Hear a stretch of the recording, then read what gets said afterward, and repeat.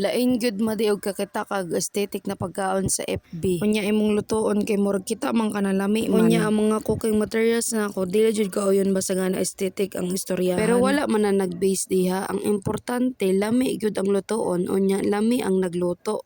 Aguroy. Madi dugay-dugay na pug ko wala ka upload ba. Saon man madi na busy naman permi unya saba kayo din sa among balay. Unya among mga silingan kay December naman sige rag panganta. Karong adlaw madi magluto ko creamy mushroom chicken. Nakit na rin ako ni si FB. Mauna na nagunahuna na lang pud ko na magluto na lang para na may sudan sa gabi. Iprito na nakadaan ang manok kay para di siya lansa og ibutang na dito sa creamy sauce. Dayon maghimo tag creamy sauce. Igisara na ako tong mga gihiwa na ako gani ng sibuyas og mga bawang. Dayon okay na hantod sa mag-brown. Next naman nato ibutang madi kaning mushroom. Bisag unsa na mushroom madi, pwede manggana nang nintubo sa inyong portahan. Nya okay lang nato kay murag nasunog naman akong kawali. Lisod jud basta ganin dili non-stick imong gamiton sa pagluto. Unya magbutang na tag all-purpose cream din sa atong niluto. Madi mauna na iyang sabaw, mura ra gigat-an galing ang nakalahi ilang ani creamy gyud kayo ang sabaw. Masamot pag gyud ni kalami madi basta gani paresan og init na kanon. Makatilap jud og maayo ani ba. Nagbutang na kog tunga na tubig madi kana ganing baso sa bugas para modaghan ang sabaw. Ang sekreto gyud para mulapot gyud ang sabaw nor cube gyud. Di gyud na pwede mawala madi kay importante gyud ang nor cube. Grabe man pud makaingon og importante mura mag sa komersyal. Sa tinuod lang magbutang man pud gani kog mamasitas ani. Magbutang ta ani miga kay ana man gud sila basta gana magbutang kag oyster sauce murag kalasa na gyud sa talaba imong niluto. Mao ganing gitawag na oyster kay duga man na sa talaba. Unya nagbutang kog paminta og asin para modungag sa lasa. Gamay ra gyud na asin madi, pwede na. Unya akong tilawan madi para ma-sure gyud na lami ba o dili. Kay og lami gani ako ang naglutoan na.